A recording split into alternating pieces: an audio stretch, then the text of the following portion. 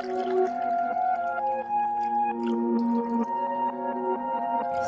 મજાનું આપણું વરિયાળીનું શરબત તૈયાર થઈ ગયું છે।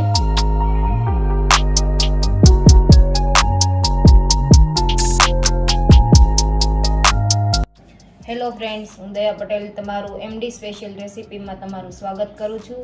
આજે આપણે બનાવીશું વરિયાળીનું શરબત। બધા કરતાં આપણે અલગ આજે કંઈક વરિયાળીનું શરબત બનાવીશું। તેના માટે આપણે આટલી વરિયાળી લીધેલી છે।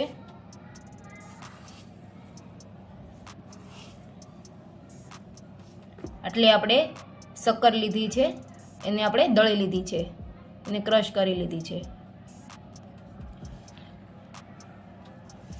એકદમ ઝીણી ક્રશ કરી લીધી છે। આપણે અહીંયા 1 લીટર પાણી લીધેલું છે। હવે આપણે વરિયાળીને ક્રશ કરી લેશું।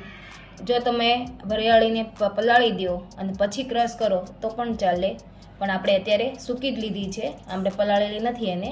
હવે આપણે આને ક્રશ કરી લેશું મિક્સર જારમાં। આપણે વરિયાળી પીસાઈ ગઈ છે સરસ મજાની, આપણે આવી ઝીણી ઝીણી પીસી લીધી છે। 1 લીટર પાણી લીધેલું છે, એમાં આપણે 3 ટેબલ સ્પૂન જેટલી આપણે સાકર ઉમેરી દઈશું। પછી આપણે ટેસ્ટ કરીને આપણે એડ કરી શકીએ। અત્યારે મેં અહીંયા 3 ટેબલ સ્પૂન જેટલી સાકર ઉમેરી છે। હવે આપણે આવી રીતે એને હલાવીને મિક્સ કરી દઈશું।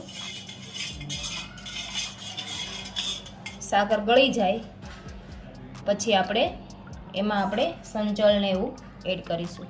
આપણી સાકર ગળી ગઈ છે, હવે આપણે એમાં અડધી ચમચ જેટલી સંચળ ઉમેરીશું। સ્વાદ અનુસાર નમક, અડધી ચમચ જેટલું આપણે જીરું આપણે લીધેલું છે, એને શેકીને આપણે એને ક્રશ કરી લીધું છે, એ આપણે એડ કરીશું આમાં। અડધી ચમચ જેટલો આપણે મરી પાવડર લીધેલો છે, તે એડ કરીશું। હવે આપણે આને બરાબર મિક્સ કરી દઈશું। સરસ મજાનું આપણું મિક્સ થઈ ગયું છે। હવે આપણે વરિયાળી પાવડર લીધેલો છે, એને ક્રશ કરી લીધો હતો, હવે આપણે એ એડ કરીશું શરબતમાં।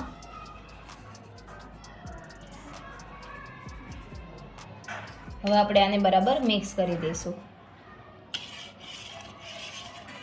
સરસ મજાનું આપણું વરિયાળીનું શરબત તૈયાર થઈ જશે। આપણે એને મિક્સ કરીને પછી આપણે એમાં લીંબુ એડ કરીશું। ઉનાળાની ઋતુમાં લોકો વરિયાળીનું શરબત પીવાનું વધારે પસંદ કરે છે। સરસ મજાનું આપણું વરિયાળીનું શરબત તૈયાર થઈ ગયું છે।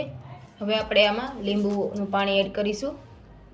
અહીંયા મેં 1 લીંબુ લીધેલું છે, 1 લીંબુ લીધેલું છે। તમે જો વધારે નાખવું હોય તો તમે વધારે પણ લઈ શકો।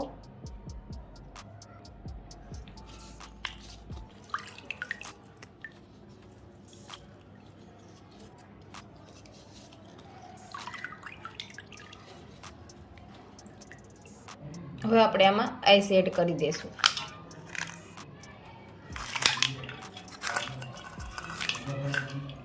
સરસ મજાનું ઠંડુ આપણું વરિયાળીનું શરબત તૈયાર થઈ ગયું છે। હવે આપણે આને સર્વ કરી લઈશું। અહીંયા આપણે 2 ગ્લાસ લીધા છે, હવે આપણે એમાં વરિયાળીનું શરબત સર્વ કરીશું।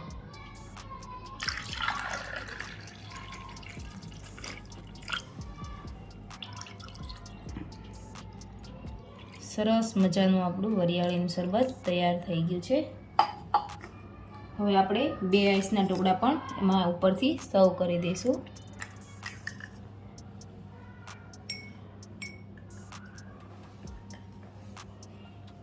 હવે આપણે વરિયાળી પણ ઉપરથી થોડી થોડી આવી રીતે એડ કરીશું।